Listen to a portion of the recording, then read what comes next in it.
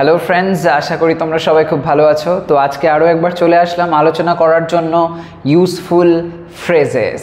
দৈনন্দিন জীবনে আমরা বিভিন্ন সিচুয়েশানে এই ফ্রেজের ব্যবহার করতে পারি। এর মাধ্যমে অনেক কিছু কথা আমরা অল্প কয়েকটা শব্দে বোঝাতে পারি, বেশ ইন্টারেস্টিং অর্থ আমরা বোঝাতে পারি। তো তাই জন্য ফ্রেজগুলোকে মনে রাখা খুবই দরকার। তোমাদেরকে সেই জন্য আমি এই সমস্ত ফ্রেজগুলো প্রোভাইড করি, যাতে করে তোমরা ইউজ করে ইংলিশটাকে আরও বেশি বেটারভাবে তোমরা প্রেজেন্ট করতে পারো। ওকে, তো চলে আসলাম আরও কিছু ইন্টারেস্টিং ফ্রেজ নিয়ে। এসো দেখে নেওয়া যাক আজকের ইউজফুল ফ্রেজগুলো। তো আজকের যে প্রথম ফ্রেজটা সেটা কি? সেটা হলো hit the sack. Hit the sack, এটার অর্থটা কি? আমরা হিট দ্য স্যাক এরকম সেন্সে বলে থাকি যখন ঘুমোতে যাওয়া অর্থ বোঝানো হয়।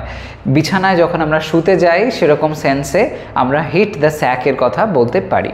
এটার একটা এক্সাম্পল দেখা যাক। চলো এটার একটা এক্সাম্পল দেখে নেওয়া যাক। আমি ক্লান্ত, আমি ঘুমাতে যাচ্ছি। তো এটাকে যদি ট্রান্সলেট করি এর মধ্যে আমরা হিট দ্য স্যাক কথাটা লিখতে পারি। আই এম টায়ার্ড, আমি ক্লান্ত সেন্সে আই এম টায়ার্ড, আমি ঘুমাতে যাচ্ছি।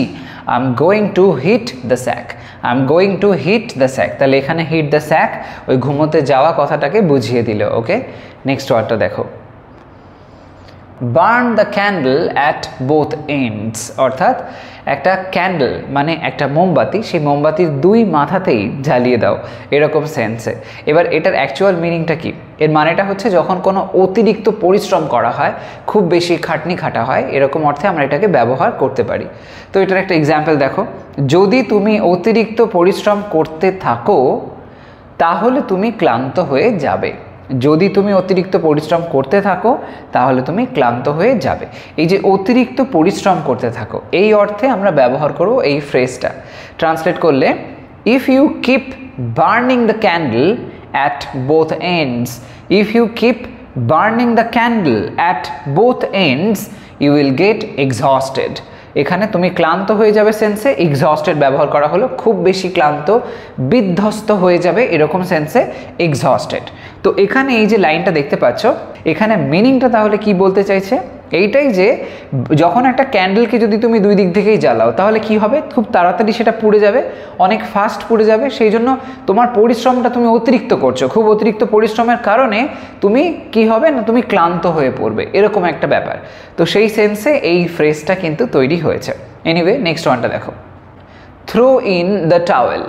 থ্রো ইন দ্য টাওয়েল কথার অর্থ হচ্ছে হাল ছেড়ে দেওয়া। কোনো সময় যখন আর পারছো না, মনে হচ্ছে আর হবে না, এরকম সেন্সে আমার দ্বারা সম্ভব না, আমরা এই হাল ছেড়ে দেওয়া অর্থে থ্রো ইন দ্য টাওয়েল এই কথাটা বলে থাকি। একটা এক্সাম্পল দেখে নাও। অনেকবার চেষ্টা করার পর সে হাল ছেড়ে দেওয়ার সিদ্ধান্ত নেয়। অনেকবার চেষ্টা করার পর সে হাল ছেড়ে দেওয়ার সিদ্ধান্ত নেয়। এই শেষের যে অংশটা হাল ছেড়ে দেওয়ার সিদ্ধান্ত নিচ্ছে, এই অর্থে আমরা এটাকে ব্যবহার করতে পারি। ট্রান্সলেট করা যাক। After many attempts, he decided to throw in the towel. After many attempts, অনেকবার চেষ্টা করার পরে he decided to, সে সিদ্ধান্ত নেয়, সে সিদ্ধান্ত নিল কি না, throw in the towel মানে সে তার হাল ছেড়ে দেবে, এই কথাটা। ওকে, তো ইউজ করো ফ্রেজটাকে। Next one, keep your chin up. Chin অর্থাৎ মুখের এই অংশটা, সেটাকে চিন আপ মানে মুখটাকে যেন উঁচু করে রাখো, তুলে রাখো, এর অর্থটা কি? এই যে সেন্সটা, এটা আমরা খুবই কমন একটা পয়েন্ট, এটা দৈনন্দিন জীবনে ইউজ করে থাকি, খুব খুব কমন ফ্রেজ এটা। তো এটা যেটা দেখতে পাচ্ছ যে মনোবল রাখা। আমরা কোনো সিচুয়েশানে যখন দেখবি কারো চিন আপ বলি না, যে কেউ দুঃখী দুঃখী হয়ে বসে আছে, তার মুখটা হাত দিয়ে তুলে বললাম কি হয়েছে, মুখটা তোল, এরকম টেনশন করিস না, এরকম একটা ব্যাপার।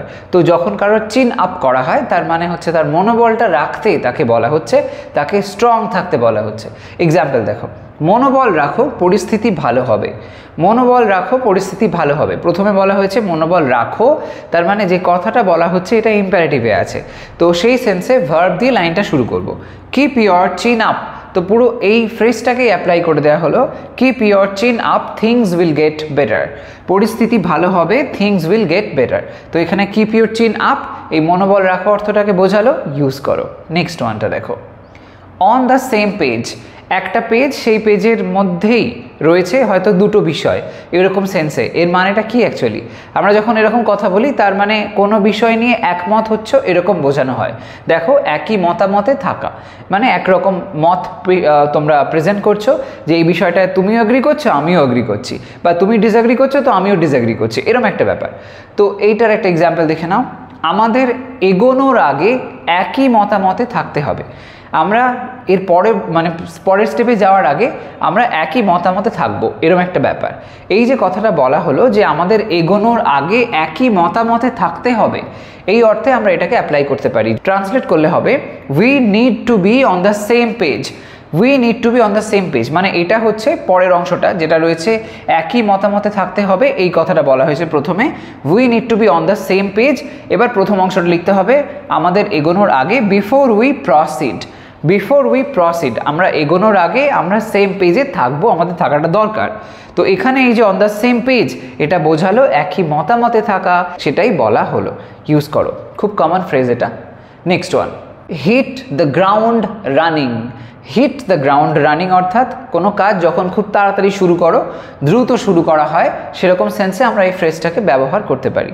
এক্সাম্পল দেখে নাও, সে তার কাজের প্রথম দিনে দ্রুত শুরু করেছিল, এরকম সেন্সে আমরা ফ্রেজটাকে অ্যাপ্লাই করতে পারি। ট্রান্সলেট করলে হবে she hit the ground running on her first day at work.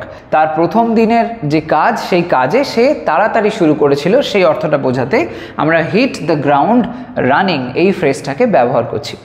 Next ওয়ানটা দেখো, piece of cake. Very very common এই ফ্রেজটা, পিস অফ কেক। এটার অর্থটা হচ্ছে যখন আমরা খুব সহজ কিছু বোঝাই, ভেরি ইজি কিছু, সেরকম সেন্সে বলতে পারি পিস অফ কেক। তো এটাকে যদি আমরা অ্যাপ্লাই করি দেখবে অনেক ইংলিশ মুভিতে খুব কমন ফ্রেজ এটা, শুনেছি আমরা অনেক ডায়লগসের মধ্যে। পরীক্ষা ছিল খুব সহজ, পরীক্ষা ছিল খুব সহজ। তো এই খুব সহজ অর্থে আমরা পিস অফ কেক বলতে পারি। The test was a piece of cake. The test was a piece of cake. একটা কেকের টুকরো যেরকম খুব নরম, খুব সফট হয়, সেরকম ধরনের সেন্সেই এটা যে বোঝানো হচ্ছে যে এটা খুব simple, very easy to handle, এরকম ধরনের সেন্সে। The test was a piece of cake. Okay, use করো। Next one, once in a blue moon. Once in a blue moon মানে ব্লু মুনে একবার, এরকম সেন্সটা। তো এটার অর্থটা কি? এটার অর্থটা হচ্ছে খুব বিরল ঘটনা, কোনো জিনিস যখন খুব মানে রেয়ারলি হয়, এরকম সেন্সে, অনেক দিন অন্তর অন্তর হয়তো হতে পারে, এরকম অর্থে আমরা once in a blue moon বলতে পারি। তো এক্সাম্পল দেখে নাও, সে খুব কমই আমাদের দেখতে আসে। সে খুব কমই আসে, তো অনেক দিন অন্তর হয়তো দেখা সাক্ষাৎ হয়, এরকম সেন্সে রেয়ার ম্যাটার, বিরল ঘটনা। তো সেই ক্ষেত্রে এটাকে আমরা ব্যবহার করতে পারি।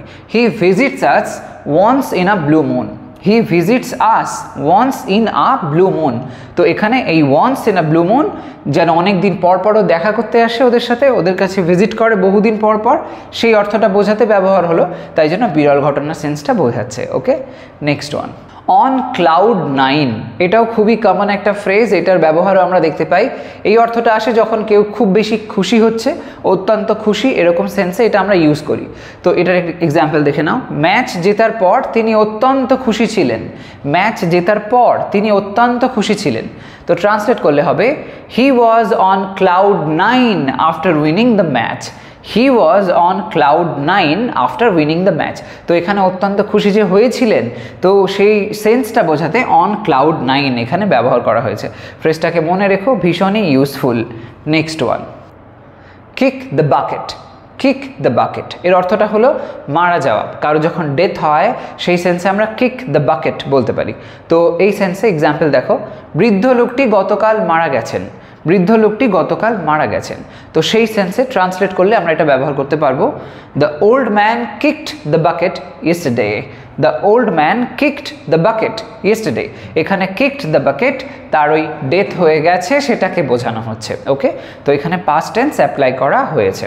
তো দেখতে পেলে আজকের কিছু ইউজফুল ফ্রেজেস যেগুলো তোমরা দৈনন্দিন জীবনে ইউজ করতে পারো। অবশ্যই এগুলো ইউজ করো, তোমাদের ইংলিশের লাইন্স আরও বেটারভাবে প্রেজেন্ট হবে।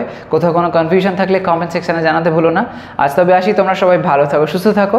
যদি কোনো পার্টিকুলার ম্যাটারের উপরে ভিডিওর প্রয়োজন হয় সেটা আমাকেও কমেন্ট সেকশানে বলে দিও, তাহলে সেই রিলেটেড টপিক নিয়ে আমি এখানে চলে আসবো। ওকে, বাই।